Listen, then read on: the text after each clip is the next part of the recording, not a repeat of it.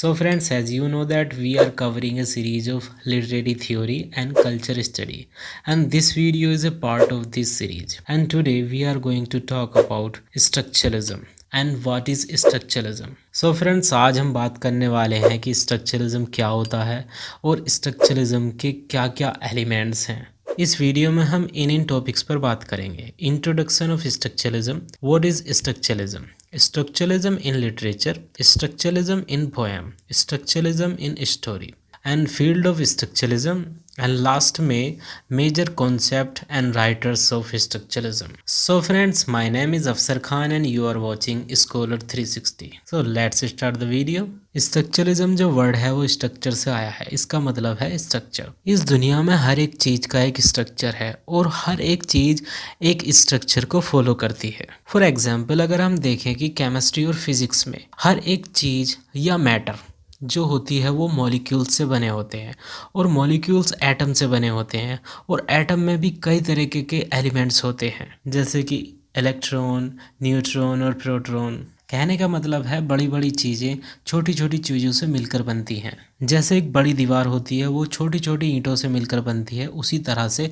Structure होता है जो छोटी छोटी चीज़ों से मिलकर बनता है। और ये स्ट्रक्चर दुनिया में सभी चीज़ों में देखने को मिलता है, जैसे हमारे घर में। और अगर हम सोलार सिस्टम की बात करें तो पहले सन आता है, फिर दूसरे प्लैनेट्स आते हैं, फिर अर्थ आता है, अर्थ के बाद में और दूसरे प्लैनेट्स आते हैं और सब के सब अपनी कक्षा में घूमते हैं, यानी कि अपनी ऑर्बिट में घूमते हैं और एक स्ट्रक्चर क्रिएट करते हैं। ये सारे एग्जाम्पल स्ट्रक्चरलिज्म को समझने के लिए थी कि हर एक चीज़ में एक स्ट्रक्चर होता है और वो स्ट्रक्चर एक रूल को फॉलो करता है और हर एक स्ट्रक्चर का एक सेंटर होता है और सेंटर के चारों तरफ ही हर एक चीज़ बनती है। And now the question is what is structuralism. So we can say that every object in this universe has its own structure. Theory को और आसान करते हैं, कुछ और एग्जाम्पल लेते हैं।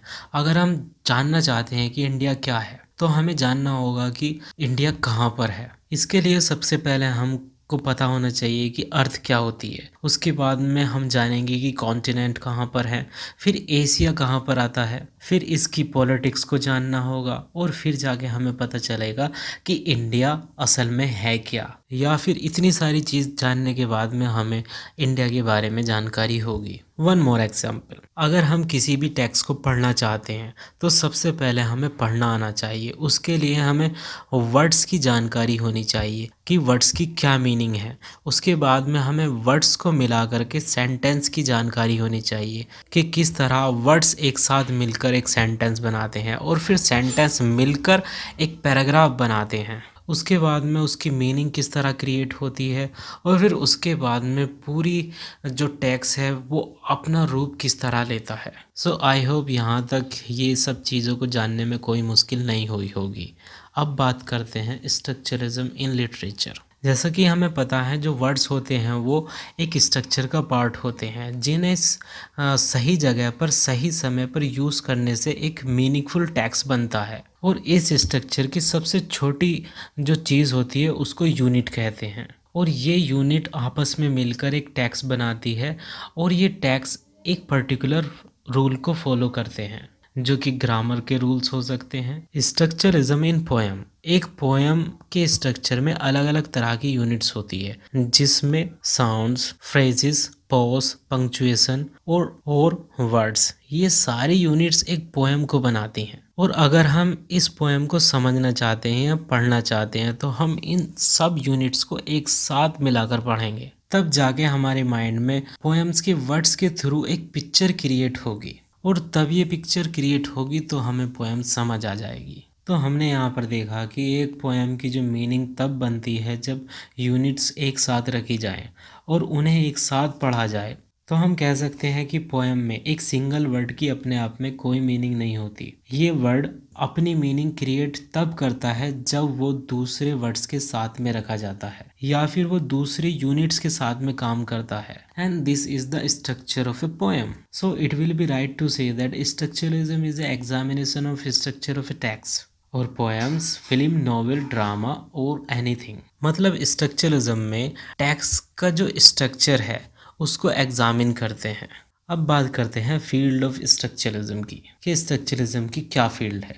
वैसे तो स्ट्रक्चरलिज्म कई तरह की फील्ड में देखने को मिलता है, जैसे एंथ्रोपोलॉजी, लिंग्विस्टिक्स, मैथमेटिक्स, लिटरेचर और कल्चरल क्रिटिसिज्म, या फिर किसी भी फील्ड में उसके स्ट्रक्चर और उसके बेसिक यूनिट को फाइंड आउट करने में स्ट्रक्चरलिज्म स्टडी इंटरेस्टेड होती है। वैसे लिंग्विस्टिक्स सबसे पहली फील्ड थी जिसने स्ट्रक्चरलिस्ट पर्सपेक्टिव को अडॉप्ट किया, क्योंकि हर एक लैंग्वेज कुछ खास यूनिट से मिलकर बनती है और एक पर्टिकुलर रूल को फॉलो करती है, और इसके छोटे छोटे जो यूनिट्स होते हैं वो मिलकर के एक मीनिंग बनाते हैं और मीनिंग से एक सेंसफुल सेंटेंस बनता है। सो कह सकते हैं कि जो लैंग्वेज के एटम होते हैं उन्हें वर्ड्स कहते हैं, जिन्हें एक रूल्स के साथ यानी कि ग्रामेटिकल रूल्स के साथ में जब रखा जाता है तो वो एक मीनिंग बनाते हैं।